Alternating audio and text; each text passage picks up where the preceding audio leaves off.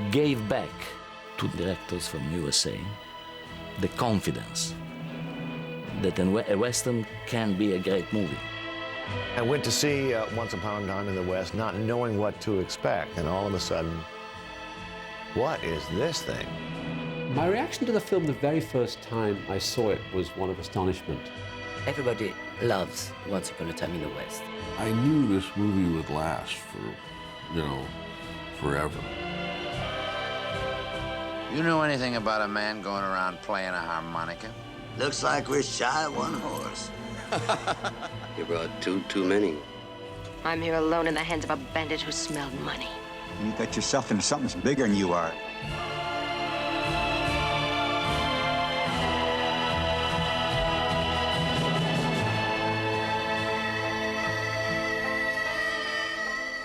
Sergio Leone once said, I was born in the cinema, almost. His father was a director of silent movies, started working around about 1910. His mother was an actress in silent film who actually appeared, remarkably enough, in the very first Italian Western, a movie called Vampira Indiana, the Indian Vampire, 1914, where she played an Indian princess. He was an only child. He grew up in Rome in the 20s and 30s, but kept visiting film sets when his father was working at Cinecittà in Rome, the great studio there, or on location in Naples. So he grew up in the film world of Rome. His father introduced him into the film business, and a lot of his dad's contacts were how Sergio got started. Dunque io Sergio Leone l'ho conosciuto che era un ragazzo, ero giovane anch'io, che faceva lo script e batteva la clacchetta. Quindi Sergio Leone è uno che ha fatto la bottega, non so come si traduce la bottega in inglese, cioè ha cominciato da ragazzo assistendo sul set alla ripresa di un film. A man called Mario Bonnard, who was a close friend of Sergio's dad, worked with Sergio Leone on 8 films with Sergio as assistant for Mario Bonnard, and culminating in The Last Days of Pompeii with Steve Reeves. Quindi negli anni, perché una volta bisognava fare degli anni di preparazione prima di fare il regista o il direttore della fotografia. Adesso si improvvisa un po' tutto, sono tutti messia scesi dal cielo, già pronti, già preparati. E quindi Sergio negli anni ha fatto l'assistente di altri bravi registi come Mario Soldati, e poi lui fece... poi cominciò a fare l'aiuto regista con i film storici romani, fece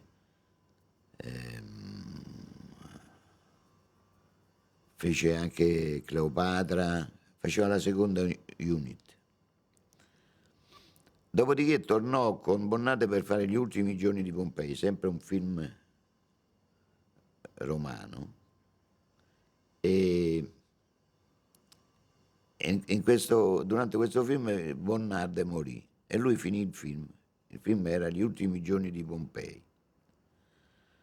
Dopo questo film lui cominciò a fare il regista al 100% e fece Il Colosso di Rodi, che era anche quello un film storico. So he gets into the Italian film industry and makes lots and lots of films as an assistant to Italian filmmakers in boom years, the economic miracle years of the 1950s. Simultaneously, he gets a lot of experience on Hollywood movies in Rome. So, for example, Quo Vadis.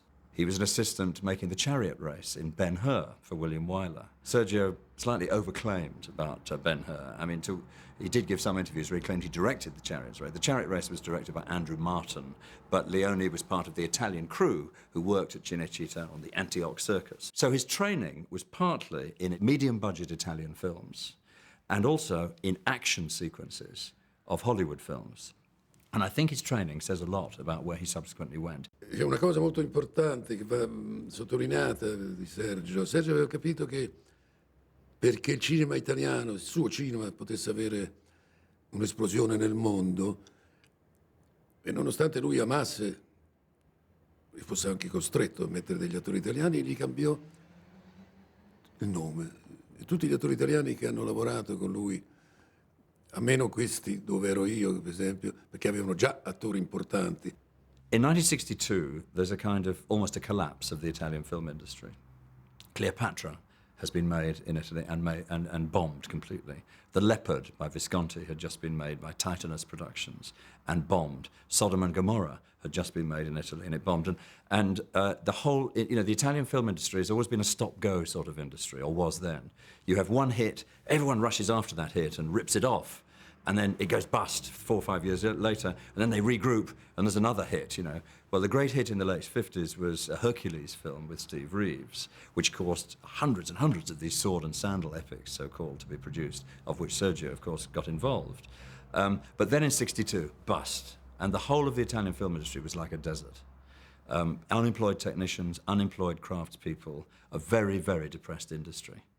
And in 64, when Sergio made Fistful of Dollars, he found that trigger that set the entire machine of the Italian film industry going again, because it was one of the most successful films commercially that's ever been made in Italy. I was looking around, I was seeing a desert. Sometime there was a new film of Antonioni, a new film of Visconti, a new film of Rossellini. But in general, the average wasn't exciting. I much more preferred what was going on in France with the Nouvelle Vague. He kind of came along at the end of a cycle. Westerns had played themselves out, and finally on television. They were very, very popular in the 50s and 60s. I think that's how they got into the European sensibility, from TV. And basically all the stories of the kind of classic Westerns had been told. And I think his work was an incredible stylization, but also a summary of all the classic Western myths that we'd seen. Inside of Once Upon a Time in the West are several, references to other classic Westerns. He took the whole experience of the American West and the American Western and distilled it into a certain kind of romantic view. He made us look at our Westerns again and try and get. He loved them and loved the pieces of the Western almost more than we did. And so he accentuated certain things. Plus, there is a wonderful cynicism that comes out of the politics of the time and out of him that pervades his movies. I was a fan of all Westerns, really. I mean, I sort of grew up seeing Westerns on television and watching dreadful series like The Rifleman, and Branded, and The Virginian, and things like that. And then starting going to the pictures and really enjoyed cowboy films more than anything. There was a plethora of cowboy films in the 60s.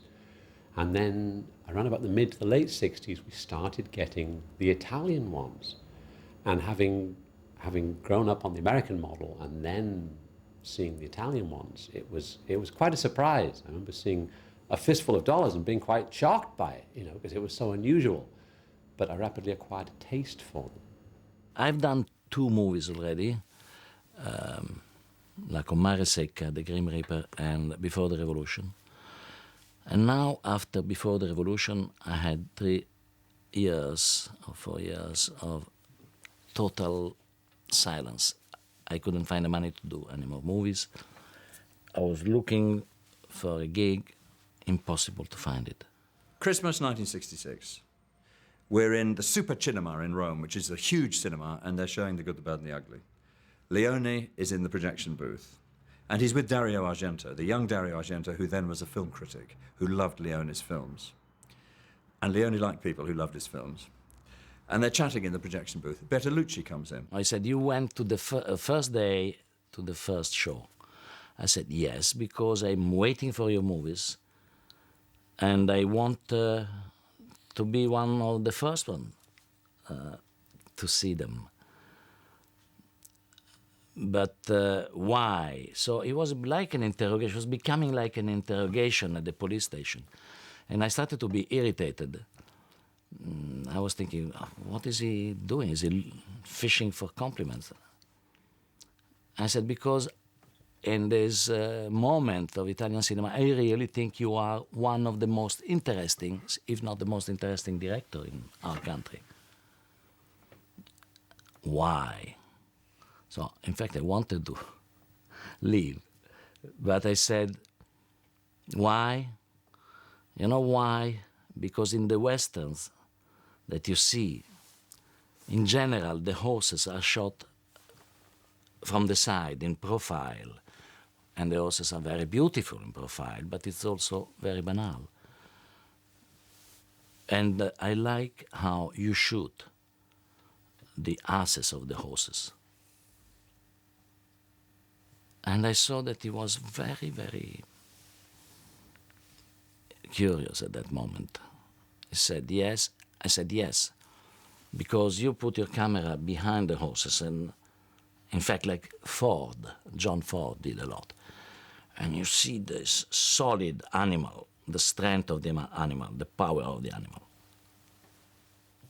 And he looked at me, he did a long silence, a bit like in the editing of his movies, when two characters are looking at each other and you have a close-up, silence, the other close-up, another silence.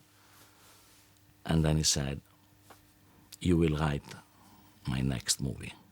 Ma perché ti dico subito, io quando ho fatto Pugno di Dollari, subito dopo ho fatto Per qualche dollaro in più e ho finito con, chiamiamola la trilogia, con Il buono, il brutto e il cattivo. Io dopo Il buono, il brutto e il cattivo non avrei voluto fare più western, perché avevo chiuso quel tipo di leggenda, quel tipo di storia, e avrei voluto fare C'era una volta in America, il film che sto finendo adesso.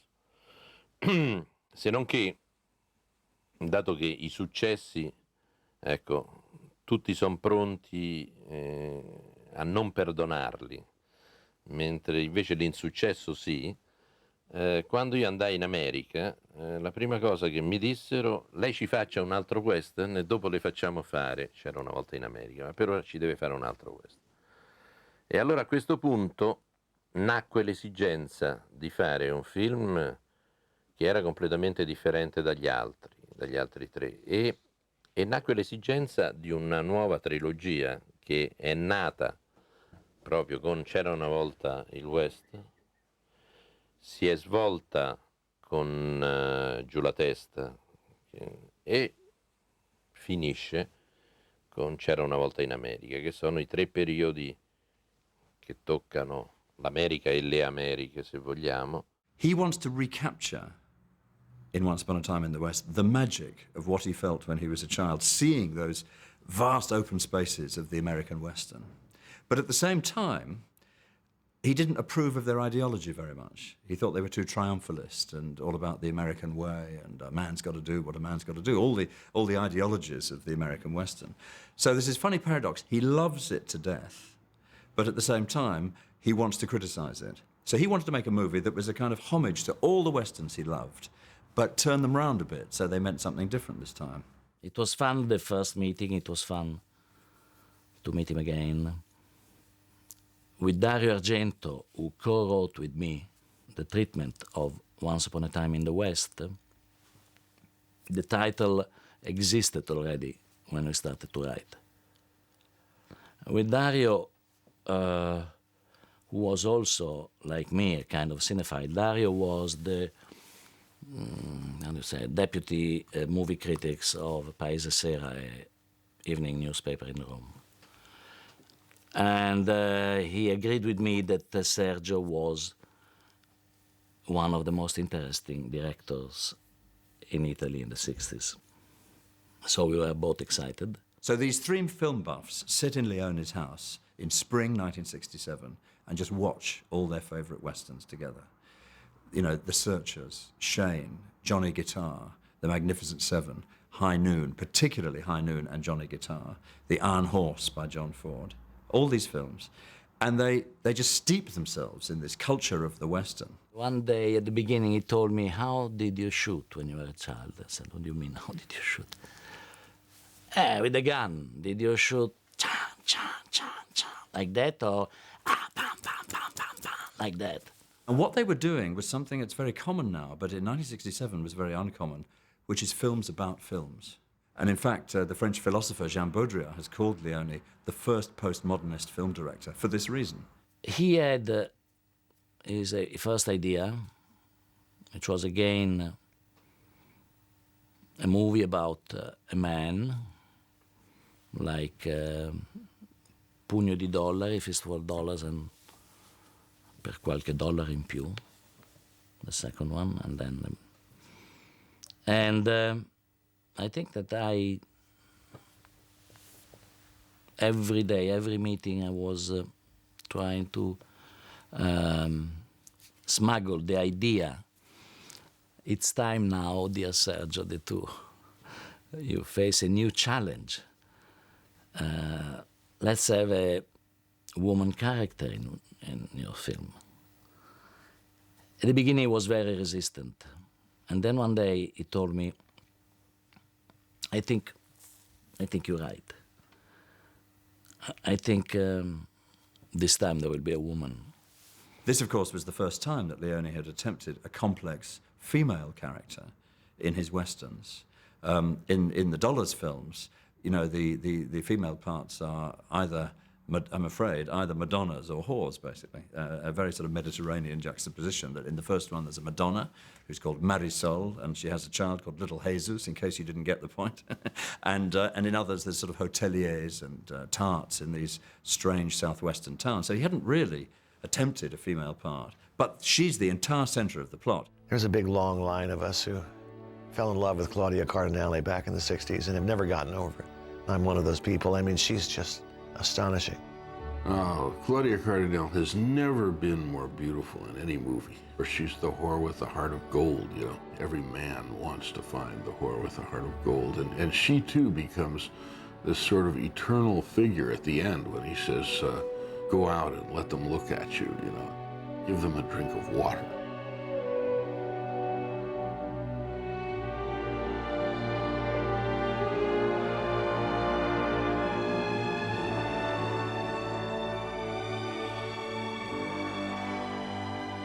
I know Sergio Leone a long time before. We are very good friends.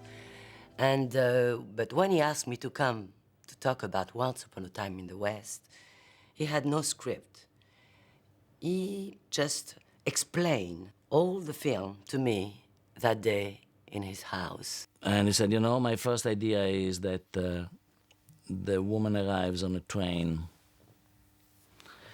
and the camera is very low on the platform, and you see the train passing by and stopping, and the camera is very low, and you see the door of the train or the wagon opening, and then you see this gown coming, and the camera is under the gown and it becomes dark,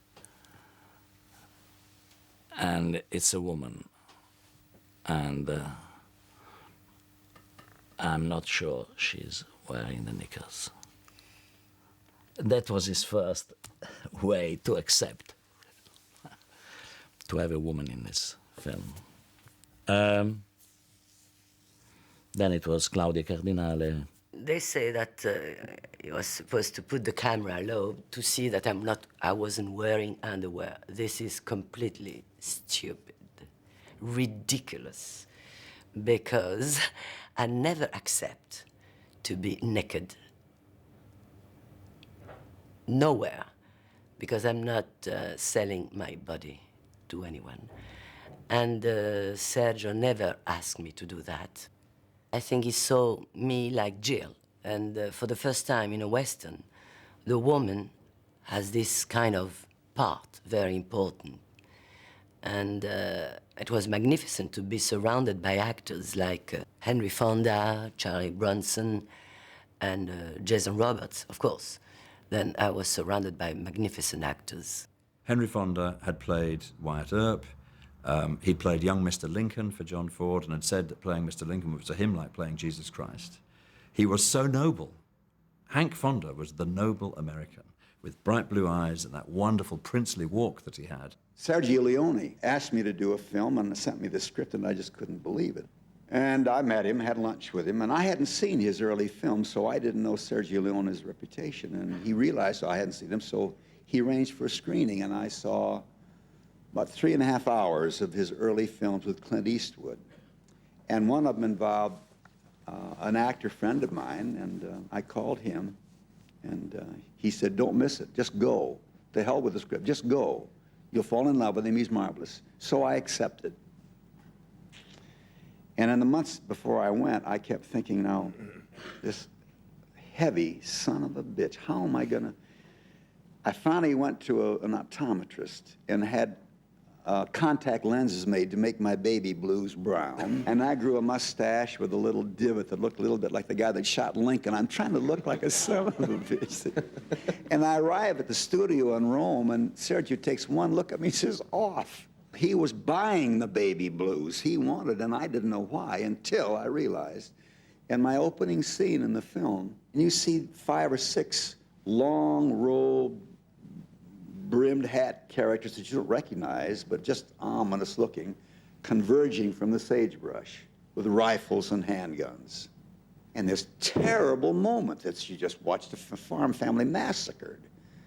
And they start to walk towards you, converging towards you, and then the camera switches back to the little boy who's standing there just petrified, watching these people come to him.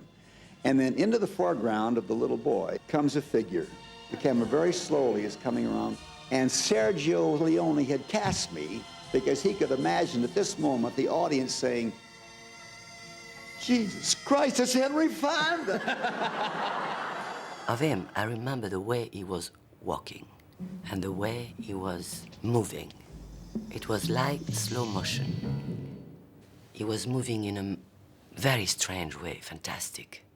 The idea of Henry Fonda, I think, was like a very cynical joke on the part of Leone, because he saw what nobody else saw in Fonda, that here was a guy who, although he played endlessly nice, good guys, you know, there was something very cold about Fonda, something very distant about him, and that could play a really bad guy.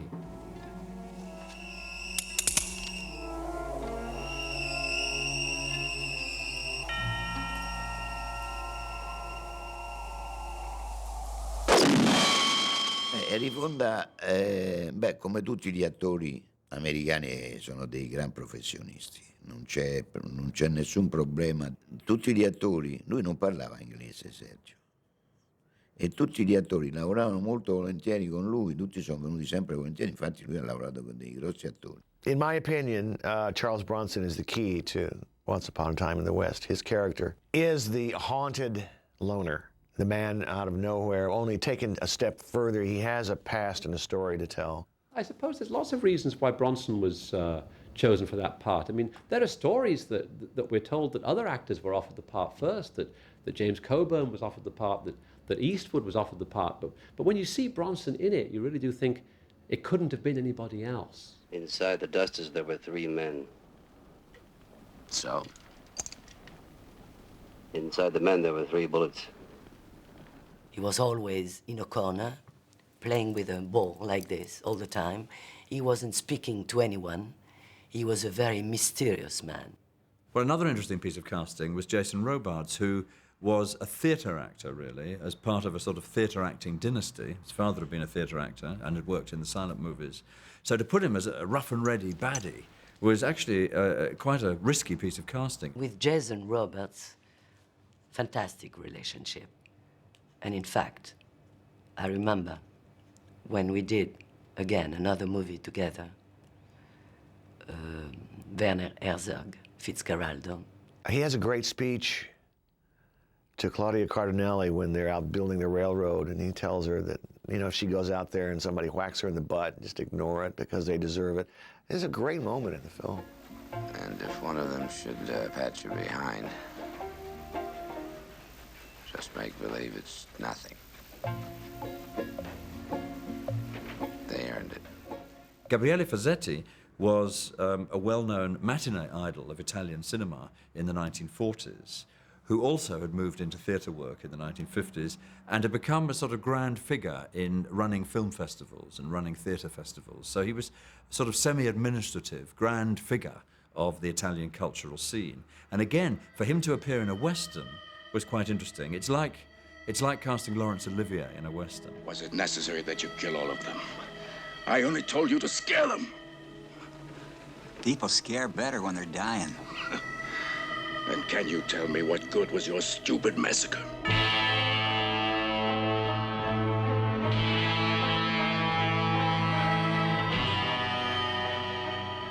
La parte di moto l'ho avuta per caso, perché era destinata a un altro attore. Il quale attore era in quel momento occupato con il teatro, quindi non poteva accettarla. Tutto lì. Quindi è stato il destino.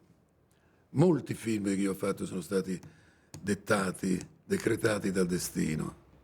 Io ho dato la possibilità ad attori, anche come Salerno, di venire fuori, perché io non ho accettato i motivi. E lui e altri hanno dato a me la possibilità. At the beginning of the film, you have Woody Strode, John Ford's black actor, who's always very noble, Sergeant Rutledge, Pompey in the Man Who Shot Liberty Valance more recently. Well, he's a killer in this, a ruthless killer with a sawed-off shotgun with a guard round the trigger that makes it look like a John Wayne rifle. So you've got the connotation of Woody Strode, and it surprises you. He doesn't normally play people like that. Jack Elam, who'd played the second baddie from the left in countless Hollywood movies, you remember him forever for that sort of few minutes where he's sitting at the station with a fly in his beard. There is a story, which may even be true, that Leone approached Clint Eastwood, Eli Wallach, and Lee Van Cleef for Once Upon a Time in the West and said, I want you to be in my film.